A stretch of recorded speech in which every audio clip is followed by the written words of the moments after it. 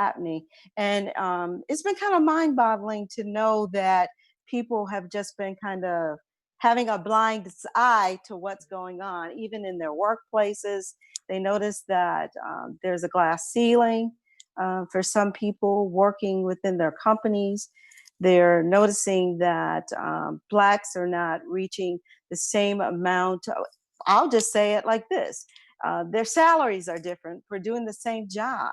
Mhm. So now I think this is time. I think this is a great movement as far as what's going on with the protests, where we have all races coming together and actually marching.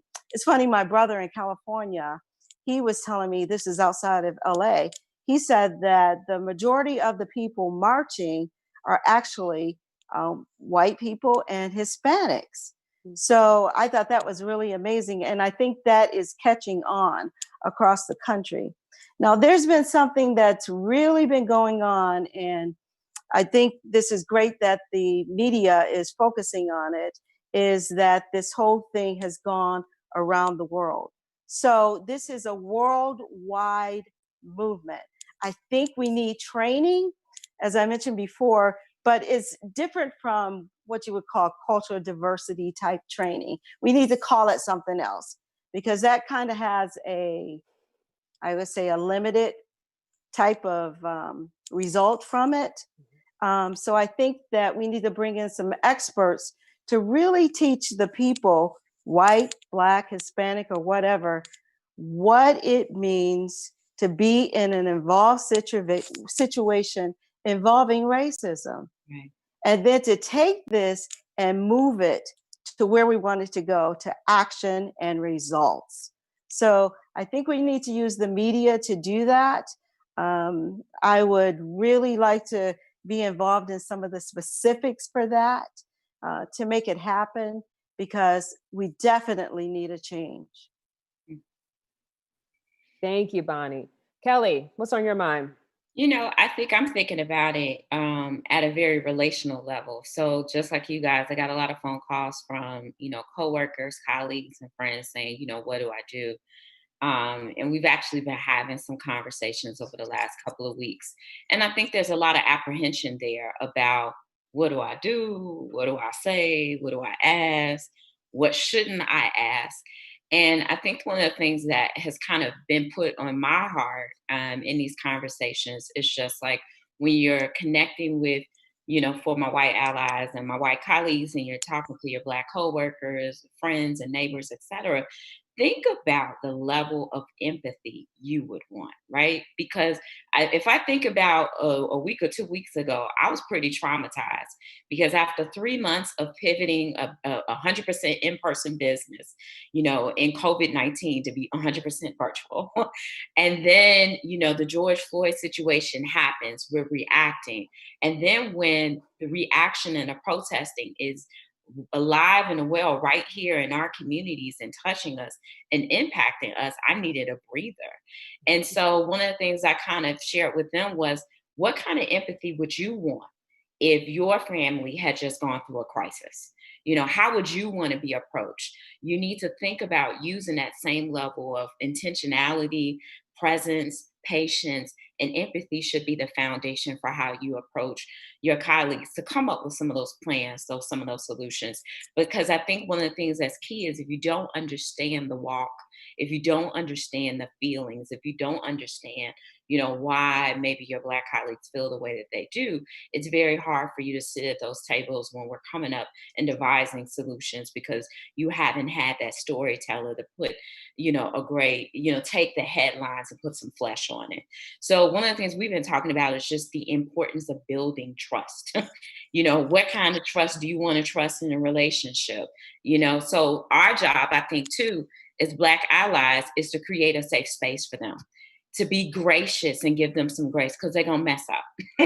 They're going to make some mistakes. But how do people learn? And we all know that most of us are involved in coaching or educating. Everybody needs safe space to learn. So building that trust is meaning, say what you mean and mean what you say. Don't fake the funk. We know what that is. Being vulnerable. Gradually and providing space for that.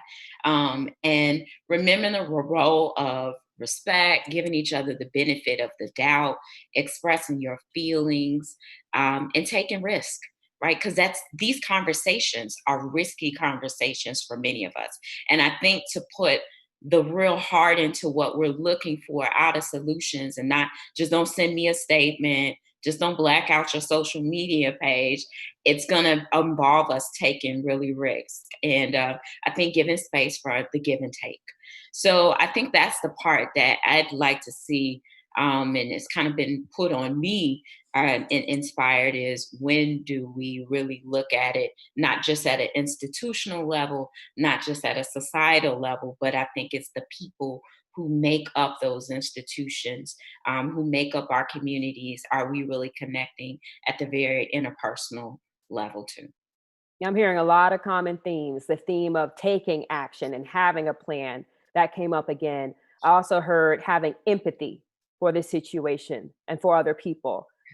Grace, extending grace and understanding. And also taking risks, talking about the hard things, because that's the only way we're going to make progress. Patrina, are you back on? Okay. Yes, I am here. We'll Can Let you give it hear her. work, me? CJ, but I All want right, to. I'm here. Can you hear me? Oh, okay. I think I'm here. Am I? Can you? Okay.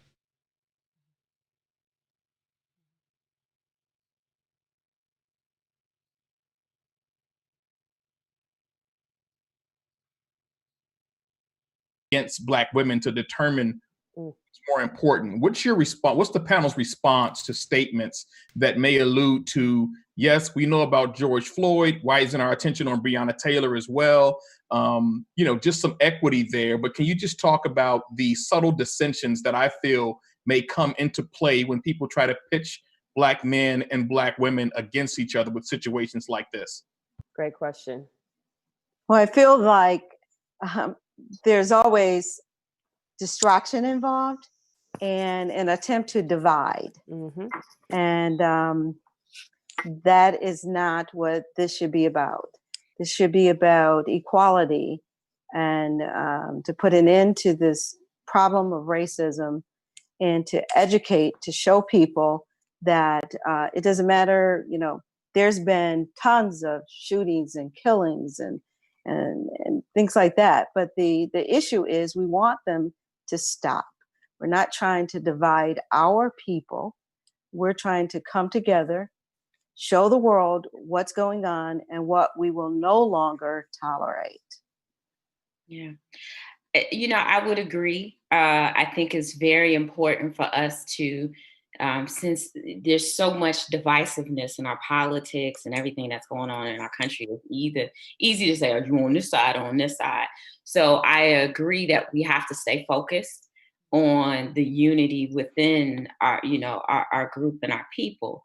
I do think it's important, though, after 11 years of working with girls, Black girls, Latina girls, but predominantly Black girls, there is an intense focus. And many of us who have been in research, in institutions, but definitely girl servant organizations too. It's important as we're thinking about preparing our young people, our boys, right? We've seen a lot of social media stuff about, I'm scared for my Black boy when I send him out. Quite frankly, we have to be just as scared for our Black girls. I mean, we've seen those videos where our girls are being manhandled as if they are men. And so that lack of empathy, that lack of value on the innocence of a girl, a Black girl, I think is something that we have to be mindful and vigilant about. And we have to, quite frankly, be leaders in making sure that it's restored. That's why it's so critically important for us to come together as male mentors, as female mentors, as Black men and Black women, and talk about how we need to love on each other, right? Because when we're loving on each other, I love my daddy, I love my brothers, I love my uncle, I love my love interest in my life and what that looks like, because they're picking up cues of what and how we restore and how we protect each other. And so girls are important. Girls are vital. And I know, even from a standpoint of running an organization, sometimes I'm often like, how often are we going to keep forgetting the girls? So I am never one, because and I'll take it back to when President Obama came out with My Brother's Keeper. That was that same opportunity that the divisiveness was about to come in and say, well, what about the girls? Forget about this. No, no, no. I'm cool because we need to stand in the gap. Our boys, our brothers need our support. Those things that they experience are unique to them. But the thing is, when they look at the numbers of school detentions, expulsions, suspensions, out of school confinement for Black girls, those numbers far surpass any other group of females. And in many cases, those numbers are surpassing Black boys. That school to prison pipeline that we've talked mostly about Black and brown boys is alive for Black girls. So I think it's important that we do stay focused on love. We do stay focused on unity and connecting and showing what trusting, loving, good working relationships between Black women and Black men look like. But we can't put our head in the sand. And part of my job as a storyteller about what's really happening on the ground for all of our young people, but particularly for our girls, is that our girls are in crisis too. And so they could be just as liable, just as likely to be pulled over and not know what to do and face some of the same experiences that our boys are, particularly when we're talking about police brutality. So I think it's a balance. You know, I'm not gonna fall for the okie doke, but I gotta make sure that I'm being honest and I'm educating and learning at the same time about how do we support both our boys and our girls. That's right. Patrina, I know you've got to have an opinion on this question, given. Yeah, no, I agree with what everyone else said. I do think we do have to stay focused because there is a lot of division out there. And then also just thinking about the role that the media plays in everything and how information comes out and how George Floyd's, death was portrayed and how we found out about Breonna. And so I just think, media has a role in all of this. But again, as everyone said, we do need to stay focused. Our Black girls do need some attention too, even though, I hear about CHAMPS all the time, the Black boys, which is very important. But as Ms. Fair mentioned, the statistics for our Black girls, there's a lot of improvement and a lot of support our Black girls need as well. And so I do think sometimes there could be less value portrayed around Black girls and Black women as well, even as we're talking about Black boys and Black men too. So I think it is a further conversation that needs to be had. But I hear what you all are saying. But we have to stay focused too, and not the division between boys, girls. But we need justice and equity for all Black and brown people.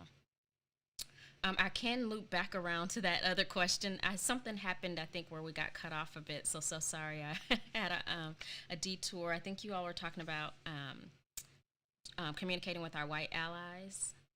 Yes. So one thing that I wanted to share, just to kind of add on to what everybody else was saying, again, about the empathy, and I like what Kelly Fair was talking about as far as we have to have that empathy to really, feel what other people are feeling. And I heard a conversation between two preachers when this was all going on, and the question that the white minister asked the Black minister was, how can I help? What should we be doing? And he had him think of the question, how would you feel and what would you do if your son or daughter were senselessly killed by law enforcement? And I thought that question, evoked empathy. It evoked, action. Like, what would you do? How would you feel? And I think that is something that we need to all be asking ourselves. And as we are talking to, I work largely African-American women, predominantly white staff. And so I am getting a lot of questions. What should we do? What is our response? What should we do moving forward? We don't want this to stop once, the trend is over and nobody else is talking about it. Like, what's the conversation? What's next? And also, one thing, I was just listening to a talk by Ibram Kendi, the author of Stamped and How to Be an Anti-Racist. And one thing that he was talking about is that how George Floyd's death made people feel bad. I don't know if you all heard this talk, but it was a really great talk. And how when things like this happen, we go through this process of feeling bad. And then our goal is really, how can we feel better? So that's really the goal of what we're trying to accomplish. And so we might donate, we might demonstrate, we might protest, we might join a book club, we might try to learn something new. And so we do all these things to try to make us feel better. And then once we feel better, then we kind of forget about it and we move on because we feel better now. But it's, again, keeping that daily empathy alive, and that feeling the hurt and the pain that other people are feeling.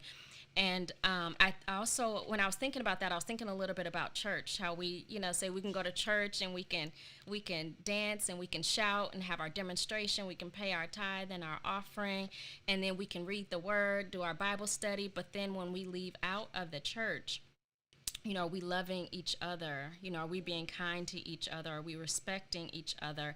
And so just that scripture that says, how can you say you love God who you don't see and hate your brother who you see every day? And so one of the things that I want to communicate to like white allies and is that, the importance of just being kind too. Like, you can demonstrate, certainly donate, and certainly educate yourself. That quote, if you know better, you'll do better. But also just practically, be kind to your Black brothers and sisters on a day-to-day basis, because I've seen people, you can protest, but then when you're on the job or you're, you see people in the grocery store, just show kindness. I mean, kind of like the practice what you preach.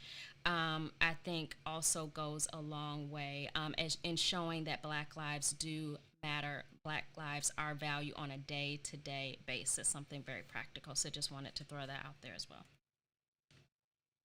And to remember while doing all of these things that this is a worldwide movement, and it will go on for quite some time. This is not, us checking a few boxes to make us feel good or to say we did something today or next week. But as Bonnie said, there's a lot of work to do. And this is something that we need to commit to for the long haul.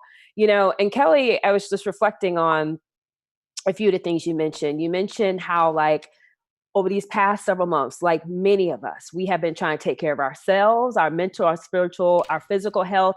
We've been trying to, save and, transform organizations in the midst of this pandemic. And then the situation happens with George Floyd, and it just takes everything to a whole nother level.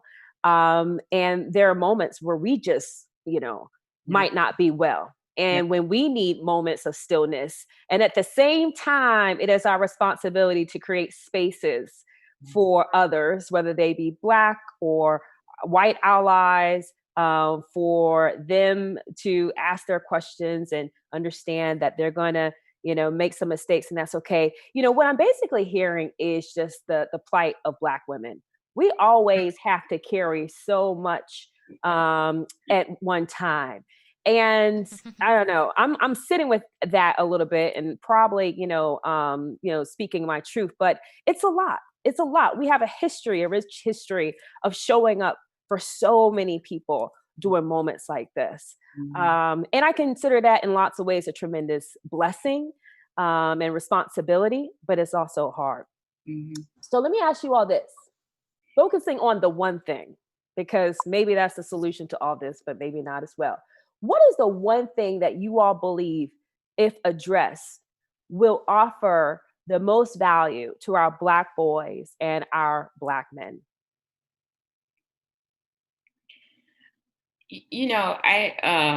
Vondell and I actually met a couple years ago. We have been trying to reach out and connect. And a former boss and now friend and colleague of mine, Dwayne Bryant, who had an organization, Intervisions. And I used to work for Dwayne. And I learned a lot during my tenure. So he knew and helped connect the both of us in our work. But one of the things I learned so much during my time with Dwayne was he did this thing at the school districts that we did a care to education programs with, and it was a swap. So it was times that, of course, most often and frequently, the women worked with the girls and the boys worked with the men. But there were times where he would definitely do a swap. And that's critically important because great mentors, seeing what great character looks like, is not just boys seeing what a man does and how a man thinks and how he processes, or the same thing for girls. They need to know what great character looks like when it shows up in their community, in both men and with women.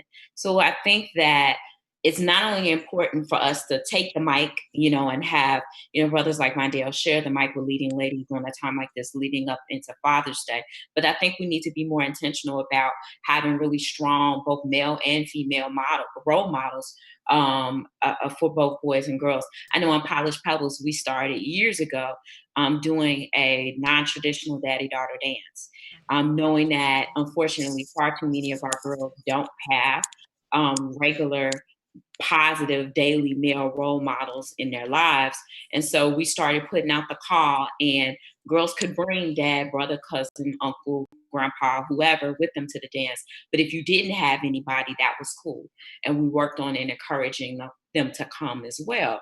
And so the men would show up and show out. And for so many of our kids, it's a myth that we can be loving and supporting of each other as male and females. So I think as many times like that, where just in that instance where Polished Pebbles, the girls got to see these strong male role models, they had a good time, they treated them like ladies.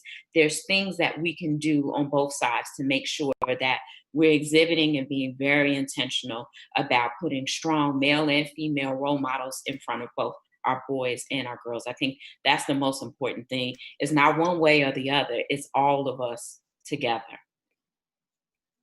Kelly, I think you're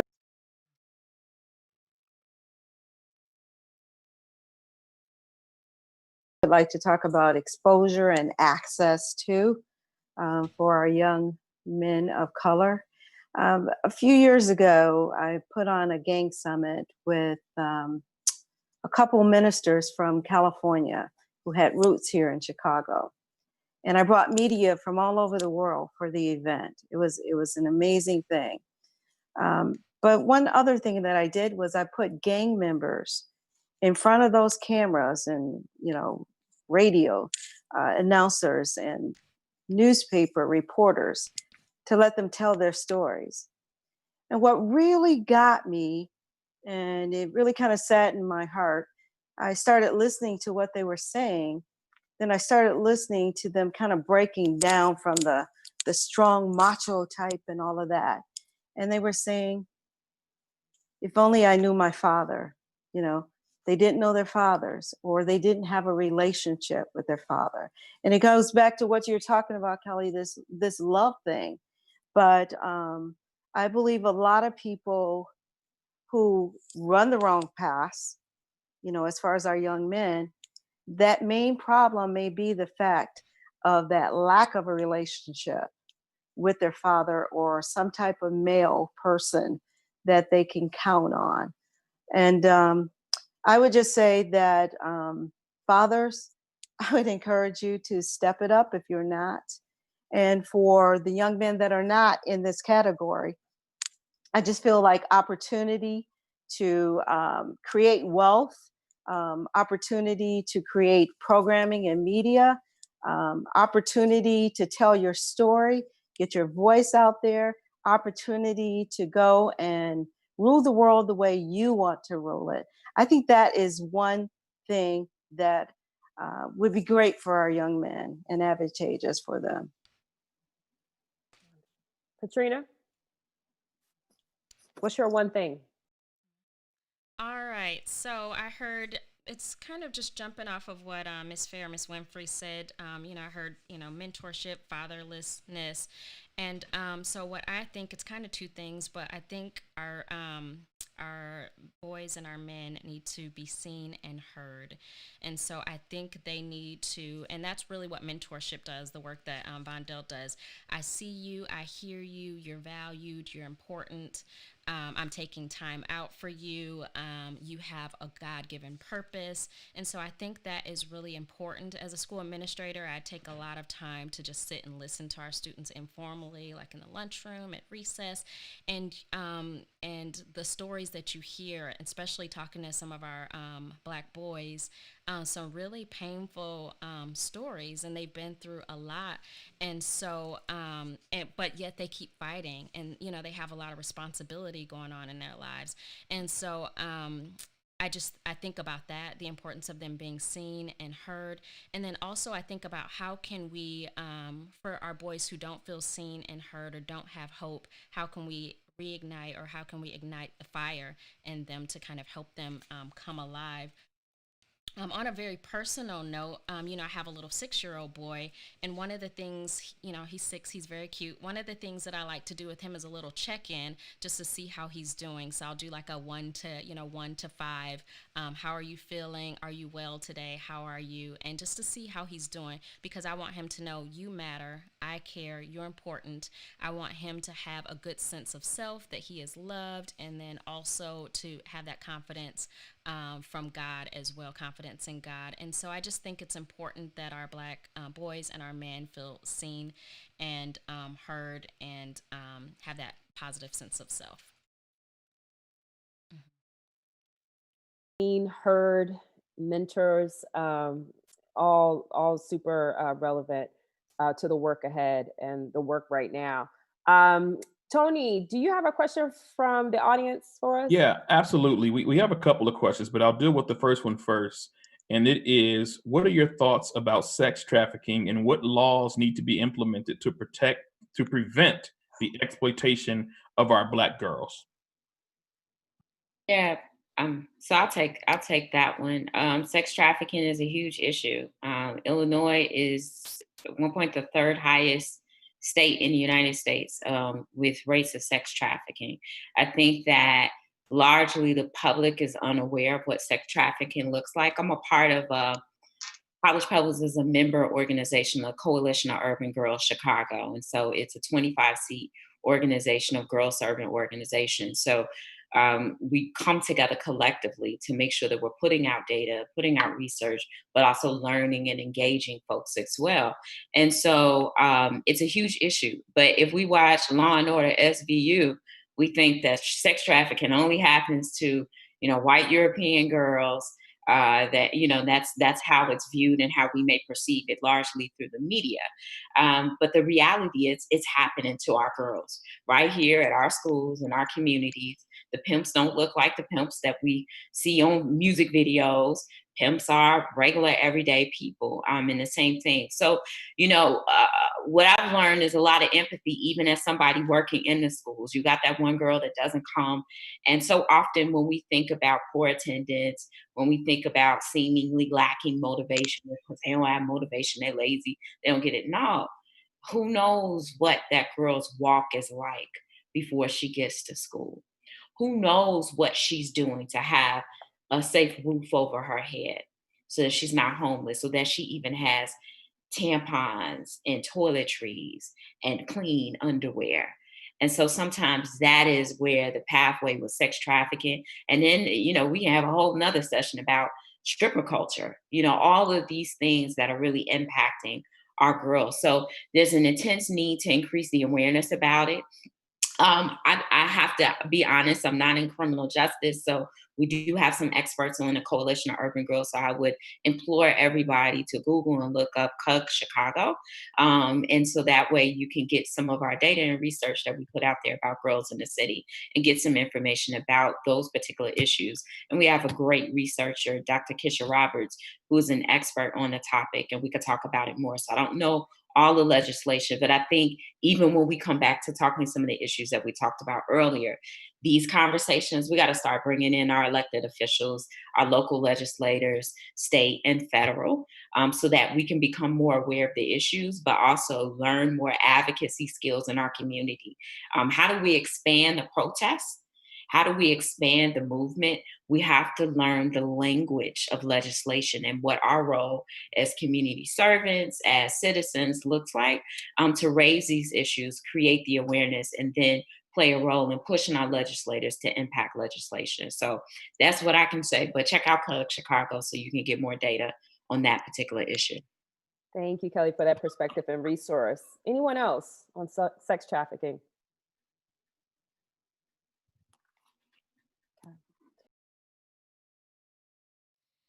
I said what Miss Fair said.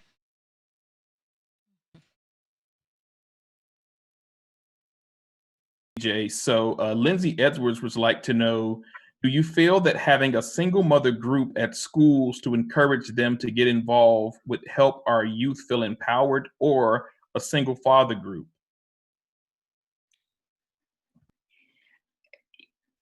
I think it doesn't have to just be single mother, single father. It could just be a mother group, a father group. I think there's always opportunities for more specific conversations. I know on Polish Pebbles, we did the work with the dads, but we do have mommy and me conferences and hangouts. We realized that over these 11 years that the skill sets when it comes to life skills and communication skills and career readiness is not something that's just the girls need. Our families, that whole ecosystem supporting our kids, the families are in need of the same skills too. So we've been devising solutions to come up with ways, whether it's our Mommy and Me conference that we hold annually or our Mommy and Me hangout, so that girls and moms are building bonds together, working on their communication and career skills together, whether it's like last summer, they produced their own podcast, and this summer, moms and daughters are actually putting together their own business plans. I think that it's intentional where it's ways for them to build relationships, but it also kind of builds in this informal space for fellowship. So I think that fellowship provides space for learning, for growing, connecting. So I'd be an advocate for that. I'd love to hear what the other ladies have to say. Particularly, I'm sure you guys have things in your institutions too.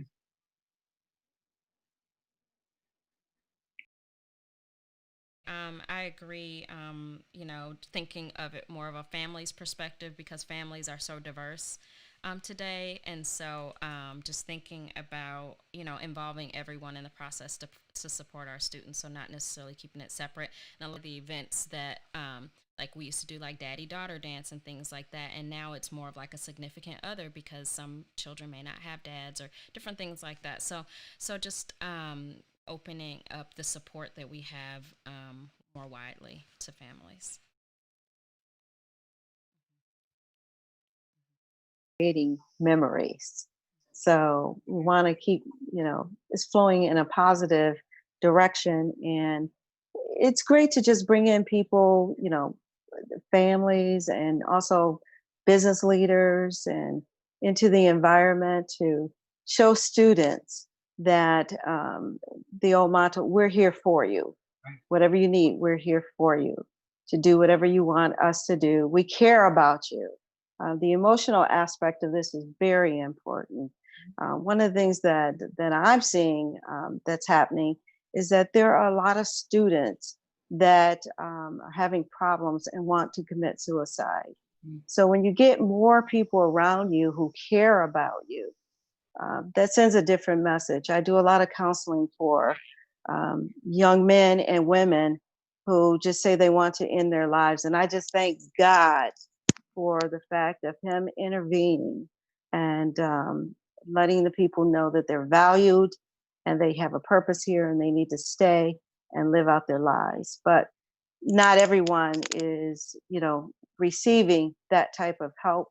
And I just hope that with people coming in from the outside as well as family members into different environments like school, this would build self-esteem and allow people to get to purpose and live professionally. Tony has one final question from the audience, and then I have one question that I'm going to ask before we wrap up. Go ahead, Tony. Yeah, so another question just came in, but it's something I just want to deal with and acknowledge and get a response from you directly, CJ, for sake of time. Black women have been holding it down. Black women are the backbone of the church. Black women are literally the backbones of the community. We have to acknowledge that. We have 4 powerhouse women on this call right now. For you, what does it directly mean for you to be a Black woman navigating white spaces? And I don't want to use the word power because it may just seem a little bit too pompous, but you're in a place of authority in how you lead. But Black women have to be acknowledged for holding down our families, for holding down our children, for holding down our sons. What do you say And how do you feel being in this position that's a gift and an opportunity for you to continue to hold up that banner? Who wants to get a For me, start? I welcome it. I find it to be a great opportunity when you're strong and you're Black. You just sort of accept the fact that you are a lot to a lot of people. I praise God for the opportunity. I couldn't do it without God. One of the things that I live by is I listen to God and do. And when the time comes, as far as with my boys and with young Black men in the community, I sit, I listen to them, I talk to them. We sit and we plan out their lives. We talk about their girlfriends. Some of them have lost their mothers early as well as their fathers. You know, I empathize with them. I give my all to people. I want everyone I meet to live the best life possible. I want them to know my God and know that He's there for them. And I want them to know that this is a love journey that we're on. And we're all traveling the same way, loving people as we meet them. And sometimes we meet into the unlovables. So I do a lot of training in that area as well to try to unite people.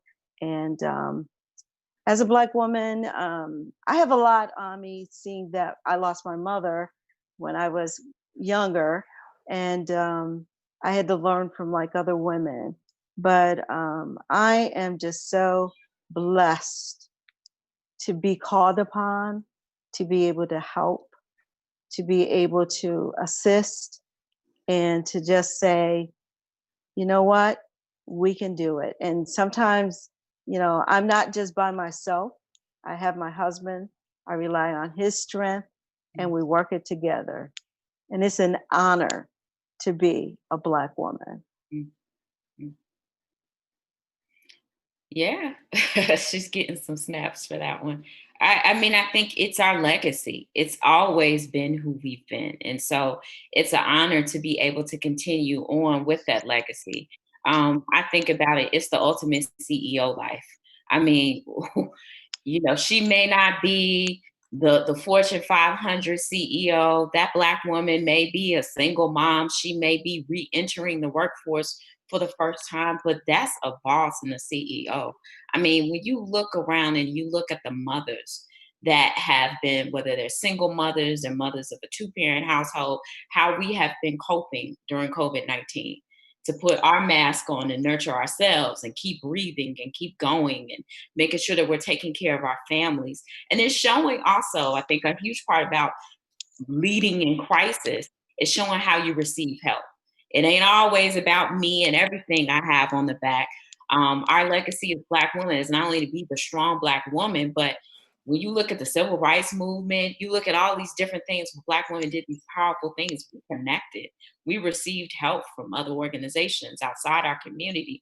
We received and were comfortable with getting help from our Black men as well. So I think that it's a critical piece. It's a part of our legacy, and I'm proud to do it because I think it gives our young people, our boys and our girls, the encouragement to take that leap beyond your 4-to-6 box, to take that leap into a career opportunity that you had not considered, because you must innately have that strength and that ability to do it because your mama did it, because your grandma did it, because your auntie does it. It's who we are. And so by virtue of being in our community and being our young people, it's making sure that they're clear that they know that that type of leadership, that executive leadership, no matter what's going on, is who they are too.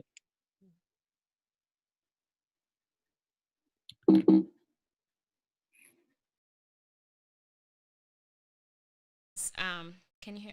Oh, you can't. Oh, can you hear me now? Okay, great. So what I'll add to that is that I am currently, African American principal in a predominantly white school, and Hispanic, and but largely white population. And when I took on the principalship at this school, I knew that there would be some challenges, and even feeling like worthy to even like lead this school of like I am truly the minority. And what it really taught me is to go into diverse spaces and to be confident. I was just watching Michelle Obama's documentary Becoming, and she talked about like being in elite boardrooms and in palaces, and even going to Princeton, and being doubted by her counselor. But when she went to Princeton, one thing she mentioned is she was like, these people aren't necessarily smarter than me. She's like, they're not any more valuable than I am. It was just kind of that realization, and just knowing that you can show up at the table, you are worthy, you can make a positive impact. And for me, I believe God has me here as an example of Black leadership for kids that don't necessarily look like me. They're seeing leadership, that African American leadership in this role, which they probably have not seen up and close and personal. So I'm an example in that way. So it's been a very interesting experience for me, but it has shown me that I can lead in diverse spaces, and God wants us to be able to lead everywhere, and take our influence wherever He leads us to. So I just wanted to kind of add that nugget in there as well. Mm-hmm.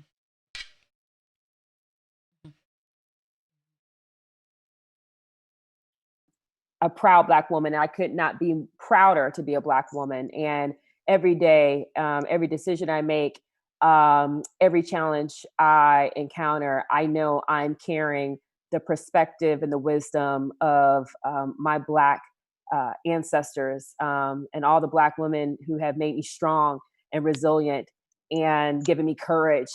And it doesn't mean it's easy, but I certainly feel like I'm covered in those moments. And so I love my Black skin, despite the fact some people try and make it a negative. It's always going to be a positive in my heart.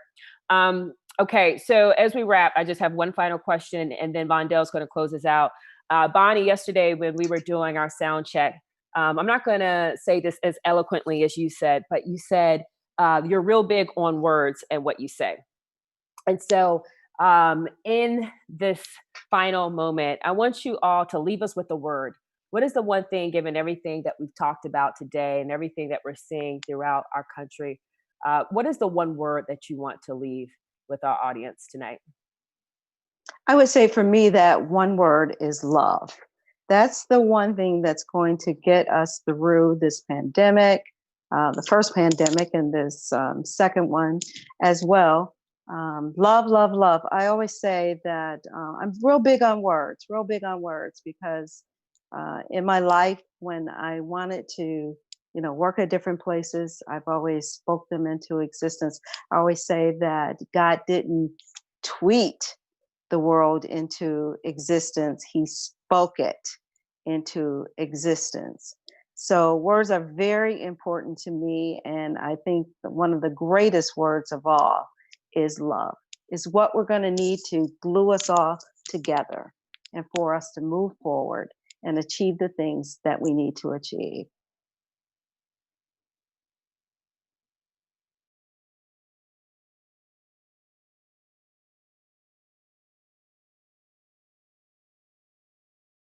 Can you hear me? Okay.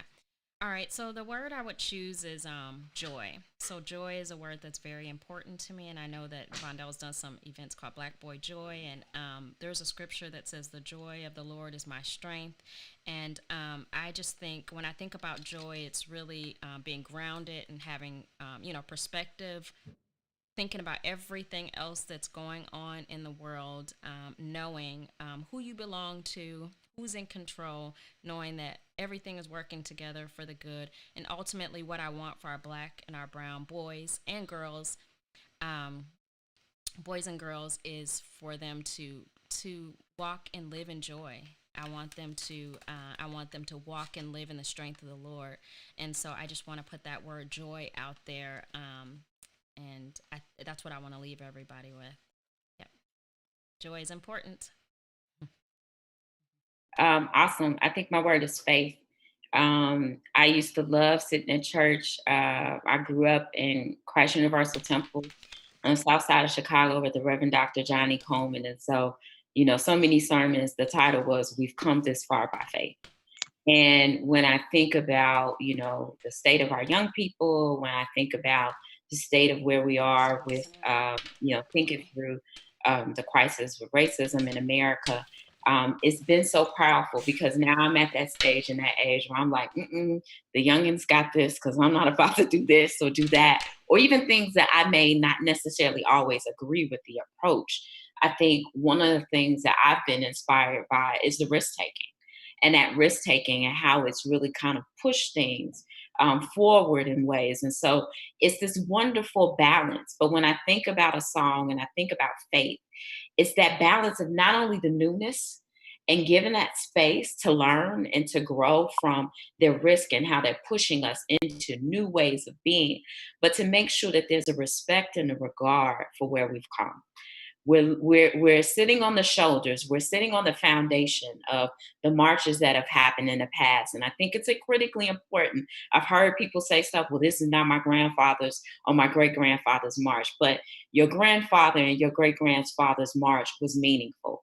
And so if we don't stand in that gap and understand and help them value faith, us as an older generation to have faith in sometimes new approaches, and it may not always happen the way we want it to or we thought to, but my God, wonderful things happen. But to make sure that we stand in the gap also for the younger generation to say, we've come this far by faith, and make sure that it is our duty that they understand who they are, because we're always making sure that we're the storytellers and we're conveying that part of our narrative and that part of our identity, which they're going to need as they're moving forward.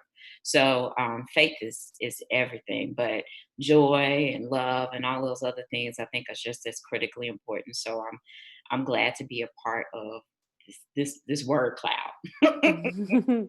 Love, joy, and faith. I couldn't agree more. Thank you so much, ladies. It has been a pleasure talking with you tonight. I appreciate your honesty, your realness, and just pouring your stories into this discussion. I'm just grateful to have been able to share this space with you this evening. Okay, Vondell, are you there to take us away? Yes. Oh man, I am so full. I was like actually taking a lot of notes because everything that y'all said added value to this very important conversation. This was the right move. So thank y'all so much. And listen, everybody that's out here who did not get a chance to stream this live, remember we streamed on Periscope and Twitch, and YouTube and Facebook. Make sure you share this conversation with someone. I believe it will help someone. I believe that someone can actually be changed by the power of words. Yes, by the power of words. And so definitely there were a lot of words spoken by these wonderful ladies. So thank you, moderator Constance Jones. Let's give her some snaps and claps, everybody. Yeah. Shout out to Miss Bonnie Winfrey. Thank you so much. Give her some snaps and claps, everybody.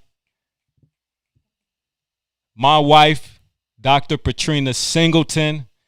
It was her first panel ever. Last. She said last. She did a great job. Snaps and claps. And of course, Polished Pebbles, Miss Kelly Fair. Yes. And I want to thank Reverend Tony Briscoe for being behind the scenes. Thank you so much for dedicating your time every single week. He's been on here helping push these conversations forward. We cannot do this alone. So if you need help, if you're concerned about what supports, what systems, what solutions need to be put into place, reach out, connect with these individuals offline. And I'm sure they'll be more than happy to help support you. So again, I want to thank everybody for joining the virtual town hall number 6. We will be back next week to continue this very important conversation. I love everybody, and that's what we need. And I heard it many times tonight. We need love back in the picture. It's too much division. It's too much hate. We need love. So, and I'm going to close with this. Y'all remember when Jesus asked Peter, he said, Peter, do you love me? Peter said, yes, I love you, Lord. Jesus asked him a second time, Peter, do you love me? So what was he saying? The first time he asked, when Peter responded, he was talking about eros love, erotic love, the human love, the love that runs out. The second time he asked Peter, he was talking about agape love. That's the unconditional love. That's what we need to get back to. I truly believe that once we push past all of the pain, the hurt, and we have every right to be pain and hurt due to the situations in terms of racism and oppression that's going on. But I guarantee what's going to unlock it, I truly still believe that Jesus' power is strong. Jesus' power is alive, and he walks in unconditional love. So I'm not picking on anybody, but I got to say this. If you are a white evangelical pastor and you haven't spoke from your pulpit or from your virtual pulpit on what's going on, I charge you to read your Bible again. Because when Jesus came, he wasn't with the religious people. He was with the ones who were oppressed, hurt, all of those individuals who were forgotten about. So I'm challenging everybody. Let's get back to Jesus Christ. Let's get back to love. And with that, we're going to close out. I hope you enjoyed tonight, and we'll tune in next week, 7:30 p.m. Thank you. Have a great one.